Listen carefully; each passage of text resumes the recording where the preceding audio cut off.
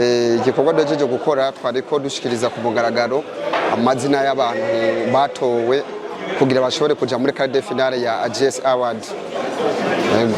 Akamaro k'igihugu icambere coco nuko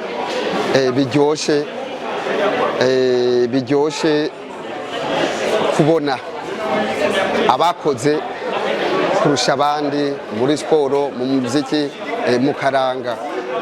Haba ikindi kintu gikurikira kubazoza muri aya mahiganwa, akamaro karimo n'akagakurikira, biraryoshe gukora hama ukumva yuko ari abantu bashe kugirane kugushimira, gukora ugashimirwa nivyo vya mbere. Turabashimiye kuko barabonye ivyo batoye nabo batoye ko tubishize mu ngiro. Igikurikira nuko bobandanya batora kandi bagatora ku bwinshi, kuko murabona yuko